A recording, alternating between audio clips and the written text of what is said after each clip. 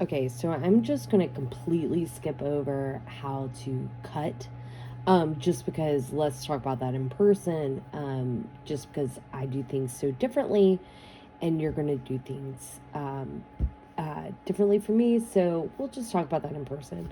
But what I wanted to talk about right now was how to sew and how to put together a quilt. So, or how to put together a blog. So, so I have a little 9 patch here, and it's such a good thing to start with. So oh Lord, this is upside down. It's a really good one to start with. So what you're gonna do is you're gonna cut 2.5 inch squares, right? We already talked about that. You're gonna mark off your seam allowance all the way around, and you're gonna lay out all your squares. I've already sewn these, but so you'll lay out your entire block. Now, when you have a block such as this that has multiple elements to it, what you're gonna do is you will lay out this entire thing, stitch all that. You'll lay out this, you'll stitch that. Right, you'll stitch each individual element out by itself, and then you'll come through and you'll put it in your block, in your big block. And what you'll do is the same thing. You'll lay it out just like this. So you'll lay out each element so you can see the whole thing, and then you'll stitch from there. So what you typically do, I will show you here. Wait, hold on, let me get a different one.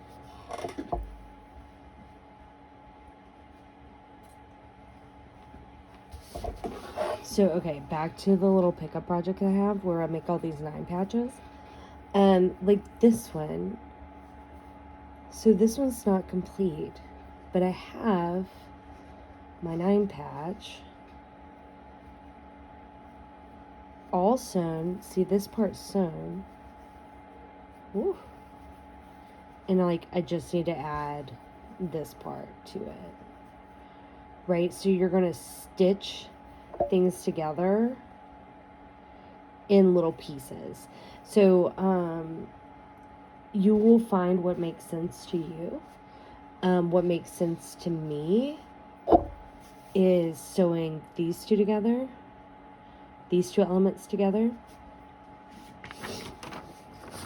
So like after you sew all this, you'll sew these two, these two, these two, right? You'll make your rows. Right, so you'll make rows. Doesn't matter what the pattern is. Same principle applies. You'll stitch in rows. So I'll stitch these two, and then I'll stitch this to this, right? So you're kind of just like building out. Now, in this, right, remember my block, it ends down here and over here. What I did was I sewed this to this, and this to this, and then these two to these two, and I made 4 sections, and then I sewed those together. So it's a lot of just like sewing the 2 things that make sense to the next thing, and the next thing, and you just kind of like build out. I will also talk to you about that in person if any of that was like super confusing. So we're going to talk about sewing, actual sewing. So this is all sewn together. I did sew this by hand, and I sewed it really quickly. All of this probably took me about 10-15 minutes maybe. Not terrible. And we will also talk about this while we're ironing. I prefer to open my seams. Some people don't. It's, again, personal preference. So before we can sew, we have to pin our pieces together.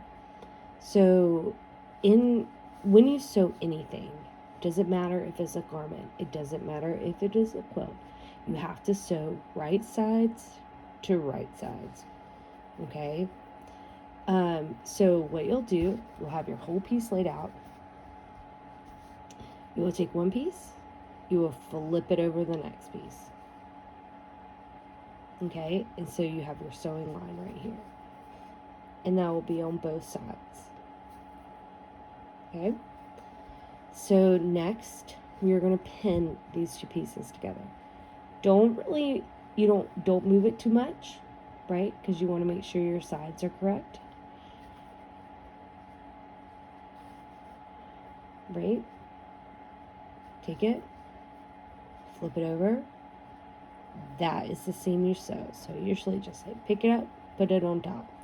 So I know which side that I'm sewing, and I'm not getting confused and I'm sewing the wrong thing. So then you grab some pins. The first thing I do is I match my corners. So I'll match my corner here, put the pin in. I'll flip it over to check to see if it went through the point. Didn't quite go through the point. So I'll take the pin out, and you can feel this. See how it popped? You can kind of move it around.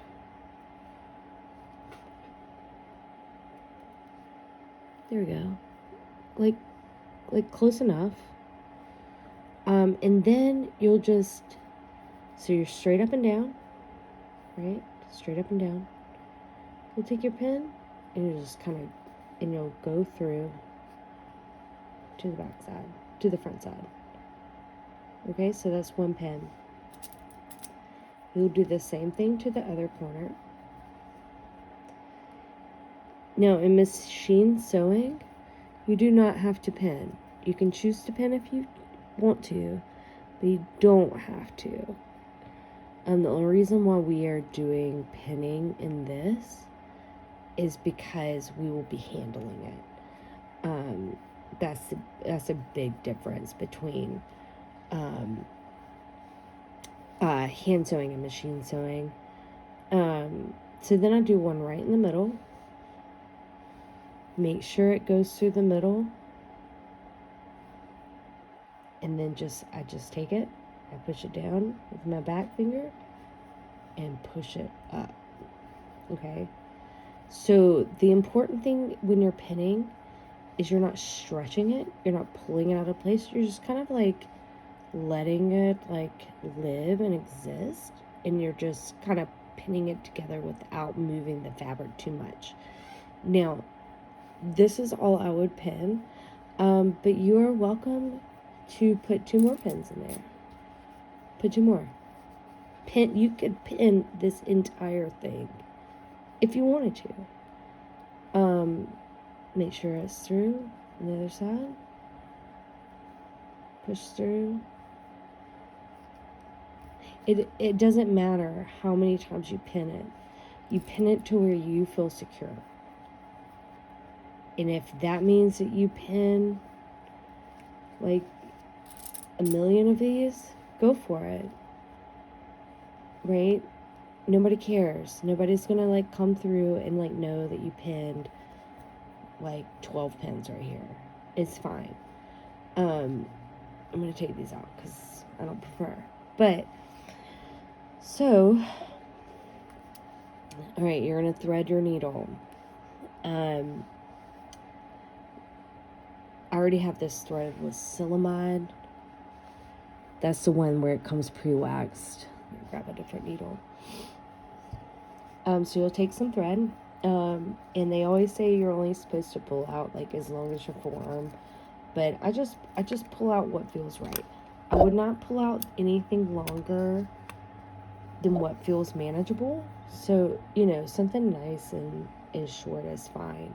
Especially with hand piecing, you're not doing real long seams. Always like the end, just to make sure it's like all the fibers are going in the same direction. And I just thread it. You can buy needle threaders and automatic threaders and things like that. But once you've threaded like 100 needles, it's going to become real easy. At first it might not be. So if you just use regular thread, again, probably best to wax it. You don't have to. It could just make things a little bit more difficult because it'll tangle up on you. And it's real frustrating when you can't get your tangles out. So I'm holding the thread with my bottom hand and my thumb. And I'm pulling with some tension. So I want that tension in there because I really want this thread to get waxed. Go. And so what you'll do is you'll probably, I would have your tail about halfway through your thread on your needle. So it's about halfway. All right, so what we're going to do is we'll take your thimble. I know you're left-handed. I'm right-handed. I like to put my thimble on my middle finger. You might prefer your ring finger. But you need something to push your needle through. You are welcome not to use a thimble. I have found, though, that after a while, the skin becomes real raw and real thin, and the end of the needle, when you push it through, can actually pierce your skin. So if you're going to be sewing for a while, like more than just a couple of pieces, I would definitely put on a thimble just to be safe, because it hurts. So there are debates in the hand sewing community. So traditionally you would not sew your seam allowance when you're hand piecing. So you would just sew from pin to pin, and you would leave this unsewn. In my experience, the times that I have hand pieced, this becomes a problem. It's not great. So what I would do, because it's only 1/4 of an inch, I would put your back stitch here, and then sew. And I'll explain that real quick. So, in quilting, you do not need to knot your thread. You just take a back stitch. So I'll show you what that is. So you'll go in right on the edge of the fabric. You see the line. Use this back finger and kind of feel, ooh, a little pokey. You'll flip it over just to check. Make sure it got on that line. It's good. And then you will make sure it goes back on the line to come out top. That. Push it through. Pull it. And then you'll pull it until you have about 1/4 of an inch. That's good. Back stitch. You will go back in right where that thread was. Flip it over. Go back on the line. Back through the front. Push it through. And that's it. So you basically do a big circle. That's it. So that's how you would start. No, not all sewing. You start with a back stitch, but in quilting, you do. It's easier, I think. So then you will take your pin out. And what I do when I take my pin out is I hold this. So I hold it, take the pin out, and I don't really want this to move too much. So I like to rest my needle onto my thimble, because I feel like it gives me a little bit more control. So my thimble, I'm trying to show you this while doing it. Can you see that? It's going to be like this when I go through. So what I'll do is I put my needle through where the through where the point is on the corner. Make sure it went through. Take it, push it down, and push it through. And double check and make sure it's on the line. It's not quite on the line, so I'll pull it out just a little bit. Did you see it release? And push it back up through, like that. So when it released like that, it just released this blue layer, not the back layer. And this is also a feel thing. So you will find what works for you and what feels comfortable.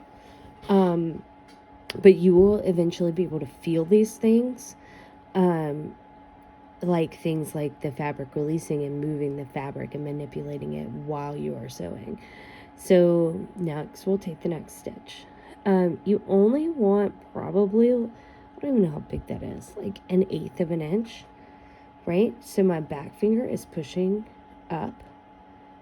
I'm going to push the needle back down and through to the line. And then I will take it, and my back finger, right, it's just like this. I will take it and I will push it through the top. Make sure it's on the line. We'll do that one more time. So you'll have like, I don't know, 1/8 of an inch or even a 1/16. Push it through. And it's right here on my finger. Till you can feel it on your finger. You'll push it in just a little bit to, like, you'll push it with this finger through a little bit till it's about a 1/16 or whatever it is.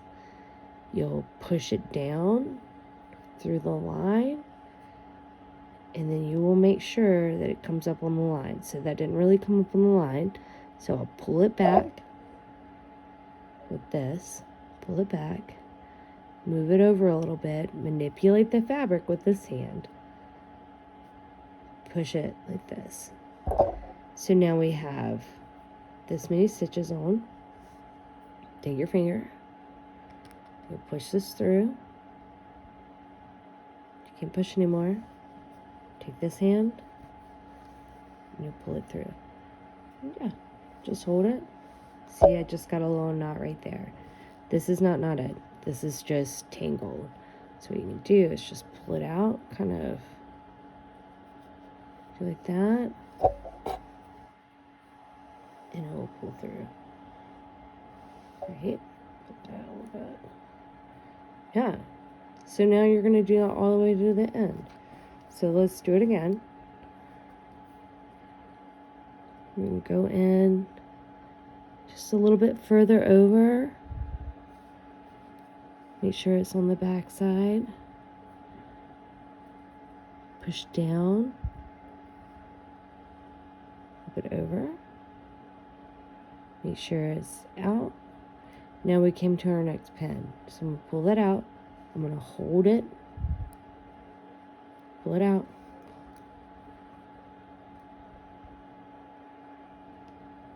Push down. So you can feel it on your finger. Push with this finger, with the thimble finger. Push up. Make sure it's on the line.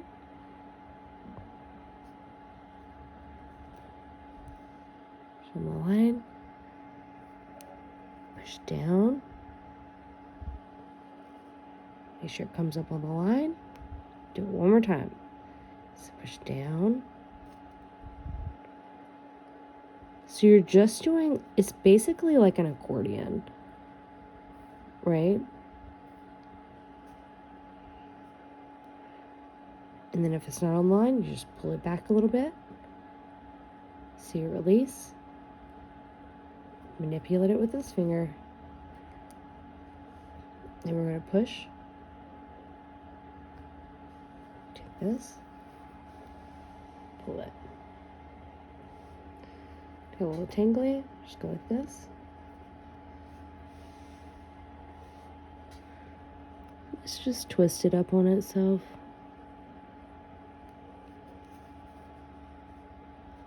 There we go. Pull through. Okay.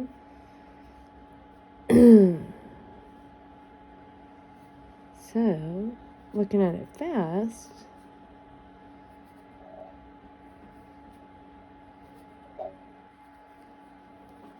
see, I just did like, what is that, like 5 stitches? Push it through, pull it, no big deal. Pull your pin, hold it firmly. We're going to go through and make sure it matches. Matches great. We'll put our back stitch right here. So we'll go through.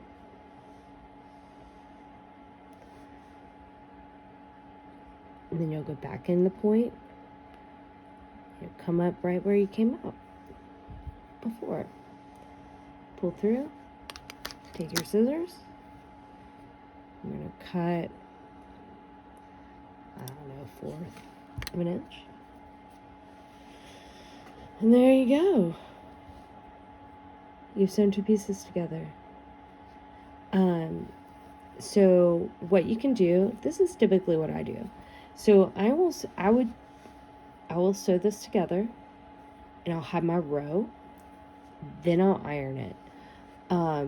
So, and especially if you have a bunch of pieces you got to do, you can just like make all your pieces, then go to the ironing board and iron them all together. And we will talk about ironing and kind of like what the next step is in this project in the next video.